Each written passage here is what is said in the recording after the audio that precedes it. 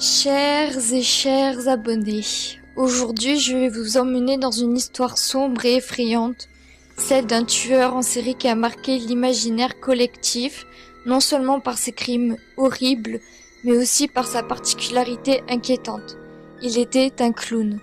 Cette histoire est celle de John Wayne Gacy, un homme dont les crimes ont bouleversé les États-Unis dans les années 1970 et qui continue à hanter les esprits jusqu'à aujourd'hui.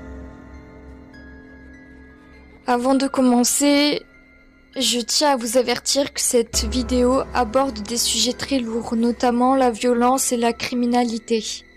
Si vous êtes sensible à ces sujets, je vous conseille peut-être de repasser plus tard. Revenons à John Wayne Gacy.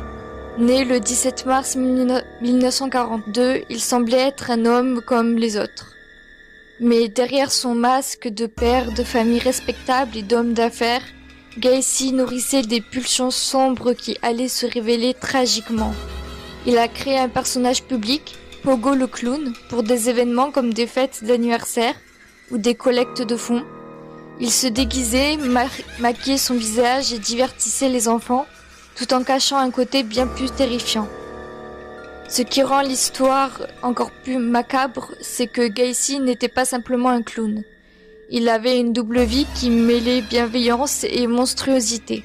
Pendant des années, il a commis ses meurtres dans l'ombre, utilisant sa position de Monsieur Tout-le-Monde pour manipuler ses victimes, principalement des jeunes garçons et des jeunes hommes.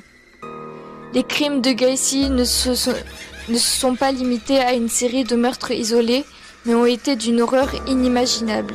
Il a torturé, violé et tué au moins 33 victimes, dont les corps ont été retrouvés dans sa maison, souvent cachés dans le sous-sol ou enterrés dans son jardin. Chaque victime a été prise au piège dans un réseau de confiance que Gacy avait tissé autour de lui, une façade de clown et d'homme charmant pour dissimuler ses intentions meurtrières. L'arrestation de Gacy est survenue en 1978, après qu'une de ses victimes, un jeune homme nommé Robert Piest, ait disparu après avoir été vu pour la dernière fois avec lui. L'enquête a mené à une découverte macabre, des restes humains retrouvés dans sa maison.